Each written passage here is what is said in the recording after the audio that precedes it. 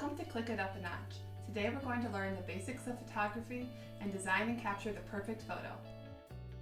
Grab your camera and your crate. Inside you will find 10 photography tips, felt, tinfoil, model trained people, and a 3x3 grid. Everyone has different cameras, and depending on your camera, the buttons and switches might be in different places.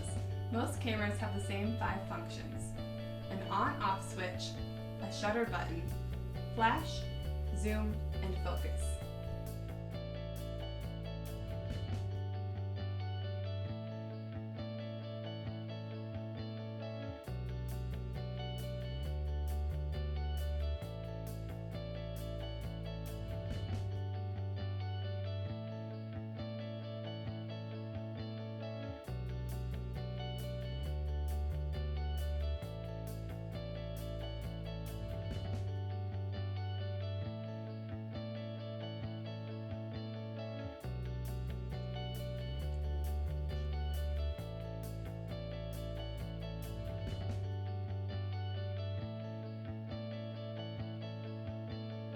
It's also important to know photography vocabulary, or words that photographers use regularly. They are subjects, angles, exposure, and composition. Subjects are the objects shown in the image, the who or what that you're taking a picture of. In this image, the main subject is the water bottle, because that's what your eyes are drawn to first. You can play around with different angles that you use.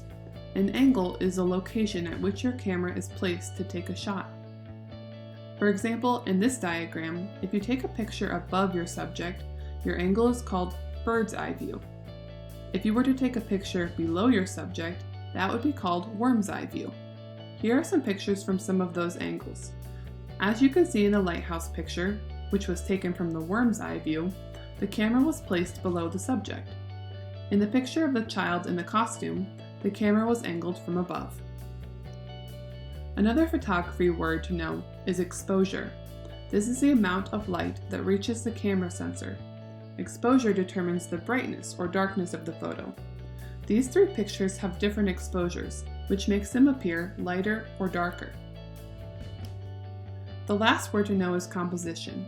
This is a fancy word for how your subjects are arranged in the photo. To help you do this, there are 2 rules to follow. The first rule is the rule of thirds. This means that as a photographer, you divide your image into a 3x3 grid, and then position your subject behind the points where the lines meet. This will make your photo more interesting to look at. The second rule of composition is the rule of odds. This rule basically means that your photo will be more visually appealing with an odd number of subjects. As you can see, the water bottle picture can be considered more visually appealing and organized than the photo of the 4 girls. Now, I'd like to share 10 photography tips that will help you take photos that look professional and worthy of framing. Tip 1. Look your subject in the eye. Bringing the camera closer to the subject makes them appear clearer and more interesting. Tip 2. Use a plain background. This tip also makes your subject stand out more in your photo and puts the focus where you want it. Tip 3. If the sunlight isn't behind you or the image is too dark, use your flash to increase the exposure and make your subject visible. Tip 4. Move in close.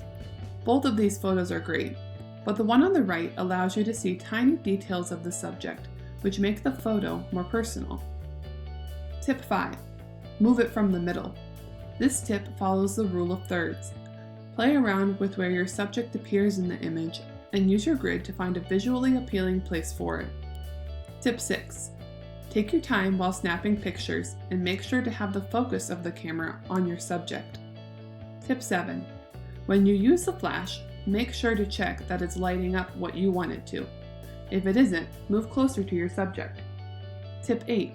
Many photographers depend on the sunlight to get the perfect shot, so pay attention to where the sun is, as well as any shadows that could distract from your subject. Tip 9. Like everything else, play around with different functions to find what looks good to you. That includes taking some vertical shots. And finally, tip 10. As a photographer, you are also a picture director. This means that it's your job to arrange your subjects in a way that's visually appealing. Now, you can practice with what you've learned and get clicking. The first activity is the alphabet scavenger hunt. For this activity, try to take pictures of subjects that start with each letter of the alphabet, A through Z. You could also take pictures of subjects that start with the letters in your name. For example, for the letter Z, you could take a picture of zippers. For the letter Q, a quilt. See how creative you can get. The second activity is called the #OurGreatIndoors project. Created by Aaron Sullivan, a travel photographer, you'll use your new photography skills to plan and create tiny adventure scenes using items from your Clover Crate and from home. Here are some examples of what Aaron has created, as well as some behind-the-scenes shots.